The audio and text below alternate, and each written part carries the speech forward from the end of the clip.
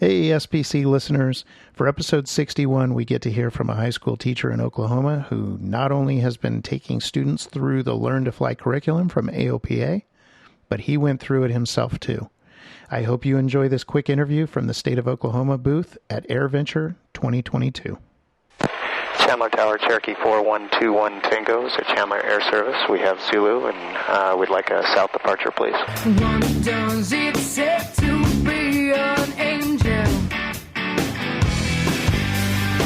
Where does the sun go when it sleeps?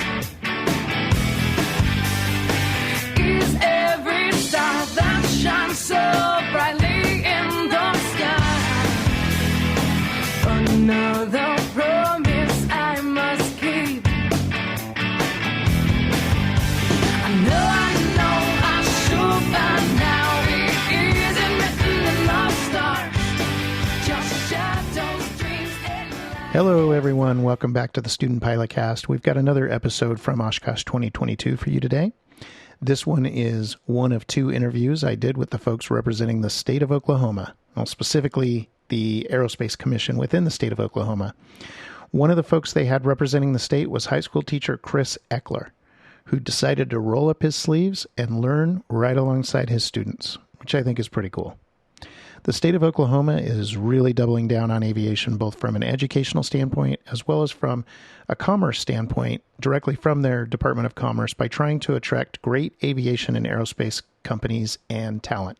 Obviously, I'm very interested in the education aspect of this, so it was a pleasure to talk to Chris and hear all about his story, and I hope you'll enjoy it as well. All right, welcome back, SPC listeners. We're here for another feature for OSH 2022, and I'm here with Chris, who is a teacher in Oklahoma, and he has a bit of an interesting story using the I Can Fly program from AOPA recently, not only to help his students in his school, but to help himself get through a private pilot course and get his private pilot license. How are you doing? I'm doing great. Thank you. Tell me a little bit about the program and what you've done recently. So the Ada City School District was one of the first 20 or so school districts in the country that adopted the You Can Fly program by AOPA, and we field tested the program, so we'll be entering our 6th year of teaching at Ada, and the program has been given a lot of students the opportunity to start learning to fly. They've gotten a lot of the basic ground school information, and through a 501c3 at our district, we're actually providing scholarships to our students to start learning to fly or a post-secondary education for that option as well. So throughout this program, I've actually been learning to fly alongside the students, and I've just recently passed my private pilot check ride last summer before coming to Oshkosh last year. Congratulations. Thank you. So were you, let's step back just a little bit and figure out how you got interested in all of this. Have you always been interested in aviation, or is this a newfound love for you? It's definitely a newfound love. So I actually went to college for a degree in math education. So before teaching AOPA, I was teaching anywhere from 7th grade math to college algebra and trig.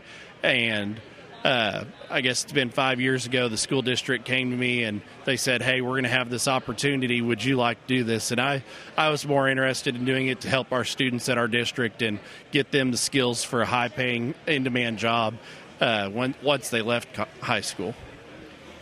That's amazing.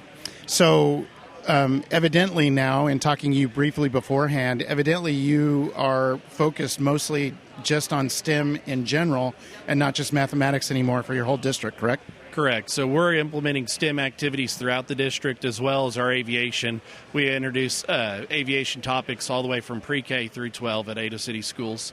So, for example, at our pre-K center, when they learn the letter A, it's A is for airplane. So the kids actually we get them all a little balsa airplane. Our high school students go over and work with them on labeling basic parts of the airplane. And on Friday at the end of the week, we do a flyover over the playground so the kids all come outside and watch the airplane fly over the playground. So we've kind of implemented a lot of aviation activities, and our goal is to start implementing STEM activities and hands-on activities so kids can kind of get an idea of I had wood shop when I was in school. It's a dying class now, but we are trying to get them interested in engineering classes and engineering careers once they get out of school. Excellent. So I could see some educators getting some pushback from administrators on doing something sort of drastic like this. How were you successful, and what do you think was the key ingredient that allowed you to do something innovative like this at your school and at your district? Our school district administrators and the community have been super supportive. So our community members in our EAA chapter were actually the ones that approached our superintendent and our director of curriculum at the time and said, there's this opportunity for you to go to Seattle, Washington to the AOPA STEM Symposium, and you can learn about aviation education there. So they were really the ones that have pushed us to where we are now, and they're constantly ready to help and willing to help. Just this past year, we gave out 9 $3,000 scholarships to our students just to start learning to fly, and that comes from our Chickasaw Nation, the Native American industry there in our local community, as well as banks and community members that are just excited to see students getting an opportunity that none of us ever had whenever we were in high school. Yeah, I certainly didn't. That's fantastic. How many kids have been affected by this program, would you say? So we usually have about 75 kids in the class every year. We're a district of 2,500 students annual enrollment. So we always say that we're affecting 2,500 students because we touch every student with our elementary activities.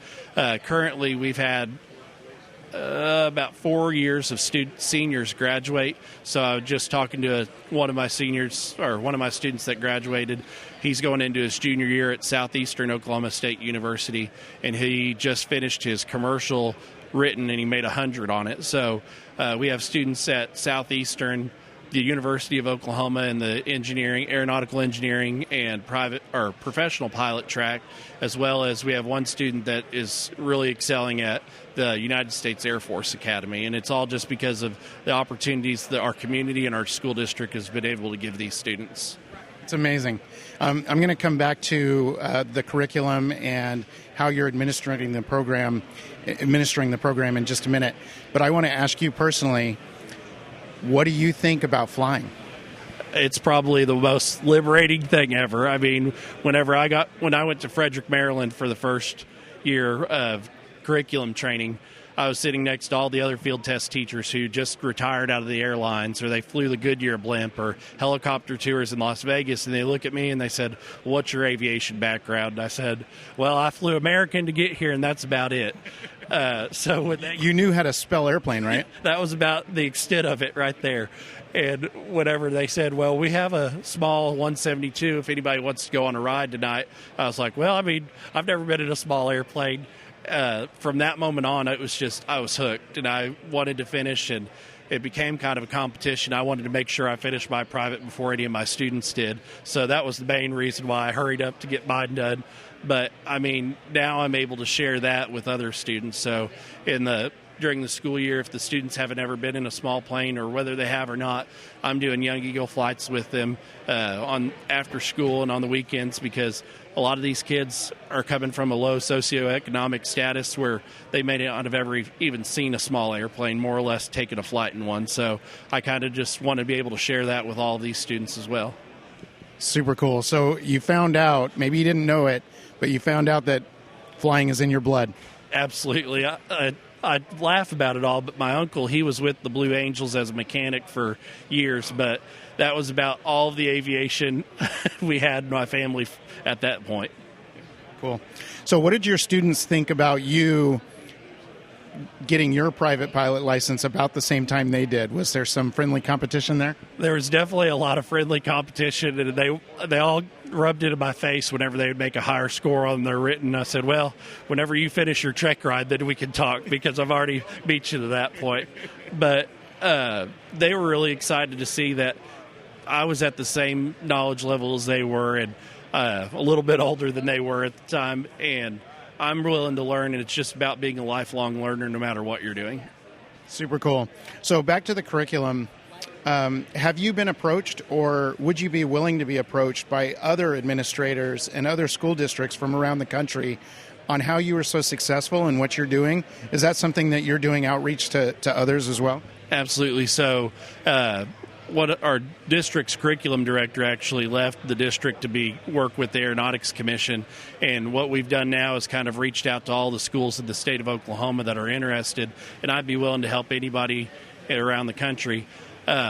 This curriculum is probably the best curriculum I've ever seen, and I mean, I've never knew anything about aviation, and I tell everybody, if you can read and you have the desire to help students, this curriculum is going to be easy enough for you to implement for your students as well. So we always have an open door policy where they can come in and see our facilities and come and talk to our kids. Our kids are used to being asked questions by a million administrators or teachers.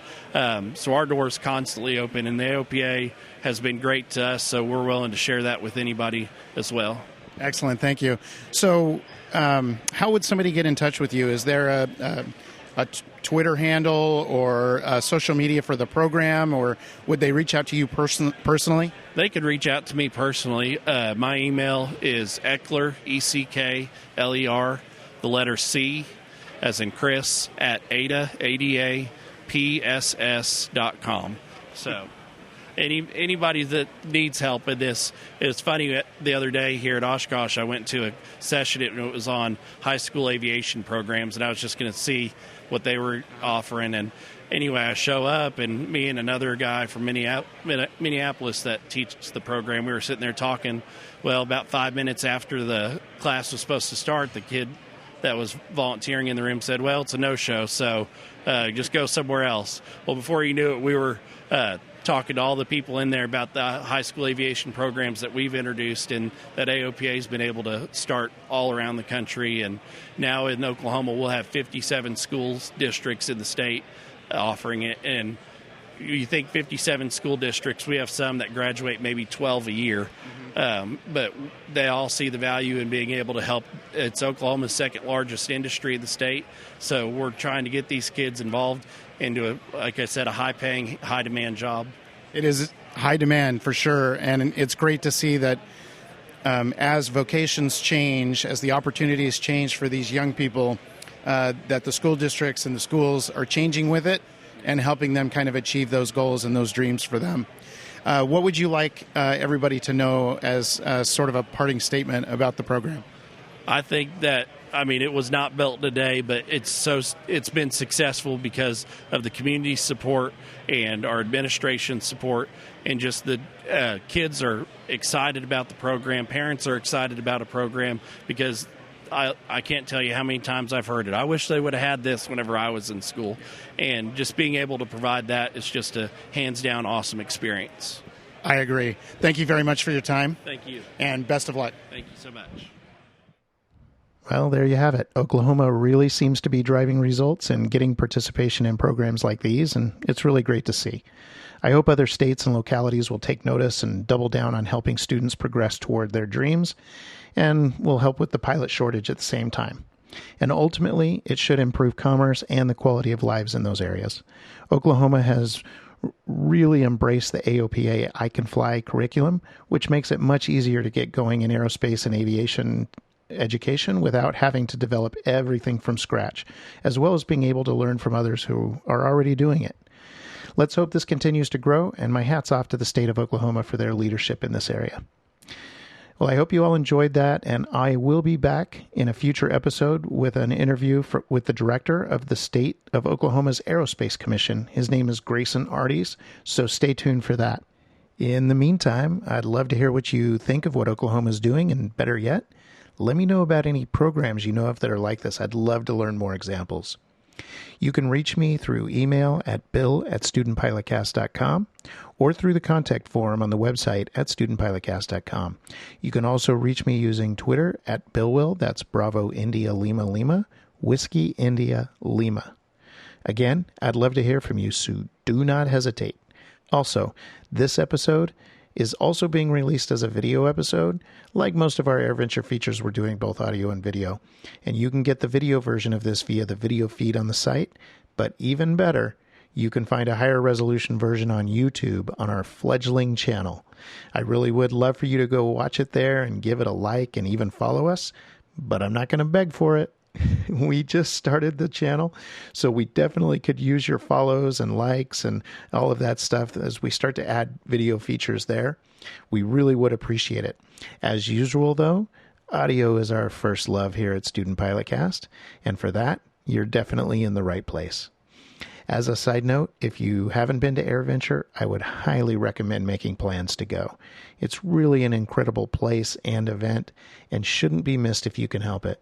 I took way too long a hiatus from Oshkosh, and I'm so grateful I made it back this year and got to do all these great interviews and meet people as well as see old friends and reconnect with people I hadn't seen in a long time. And don't worry, there's more to come from Osh on this podcast, so hang in there. It's coming. Until the next one, though, go learn something about flying. And if you haven't already, go become a pilot.